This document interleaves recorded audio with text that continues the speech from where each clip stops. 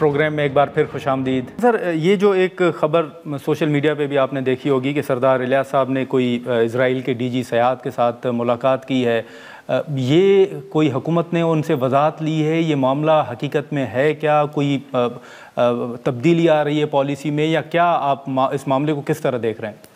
गुरबानी साहब, हमारा स्टांस वही है जो रोज़े अव्वल से है। ज़ाहिरी बात है कि हम उसी स्टांस के साथ खड़े हैं।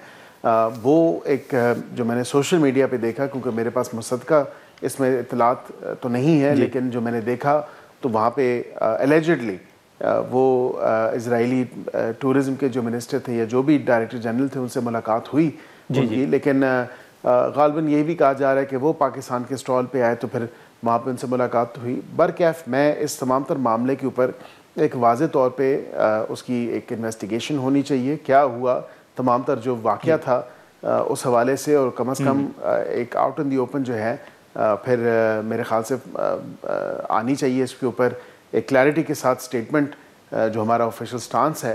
क्योंकि ये नहीं हो सकता कि हमने इतनी ज़्यादा जो है अपने फ़लस्तीनी भाइयों बहनों की जो कुर्बानियाँ दी हैं, और इस तमाम तर जो पीस एग्रीमेंट है उस हवाले से भी एक बड़ा स्टर्न पोजीशन हमने ली, एक बड़ा हमने प्रिंसिपल पोजीशन जो ली। तो ये नहीं हो सकता कि अब जो है उस हवाले से मामलात उस तरफ हों। इफ़ एनीथिंग वो वैसे भी एक ऑनरी कैपेसिटी में है, कोऑर्डिनेटर हैं वज़ीर आज़म के ऑन टूरिज़म, तो वो कोई इतनी ऑफिशियल कोई कैपेसिटी नहीं है उनकी, वो कोई इलेक्टेड मेंबर नहीं है। लेकिन बरकैफ इस पर क्लैरिटी के साथ जो है वाज़े तौर पे ऑफिशियल स्टांस आना चाहिए। सर ठीक है। सर, एक आखिरी सवाल होगा बैरिस्टर अकील मलिक साहब के, जो इस वक्त मुल्क के अंदर दहशतगर्दी के अफसोसनाक वाक़यात पेश आ रहे हैं, जो इस्लामाबाद में वाक़या पेश आया उस हवाले से नकवी साहब का बयान भी मौजूद है।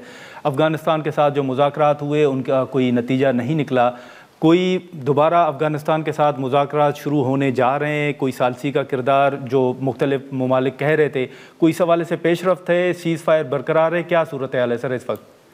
देखिए, सीज़ फायर तो वही 6-7 नवंबर तक की ही तमाम तर मामला था, और जब वो टॉक्स आगे नहीं बढ़ सकी और वो स्टॉल रहीं, जो इंटरलॉकेटर्स थे, जो मीडिएटर्स थे, गुरबानी साहब, उनको भी इस चीज़ का इदराक है कि पाकिस्तान हक बजानिब है, पाकिस्तान बिल्कुल दुरुस्त बात कर रहा है, विद एविडेंस, विद प्रूफ कर रहा है, और उसके ऊपर कोई डिनाइबिलिटी नहीं है किसी तरफ से भी।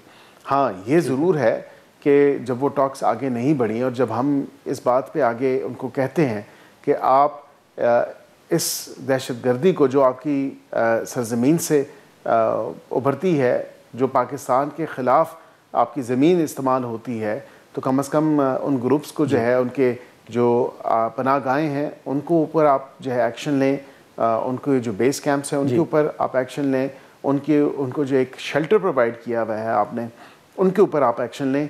तो वो इस एक्शन के हवाले से वो लेने से कासिर हैं। वजह तो मुझे नहीं पता, इसी हवाले से फिर मैं समझता हूँ कि आगे मुज़ाकरात का अमल भी नहीं बढ़ सका।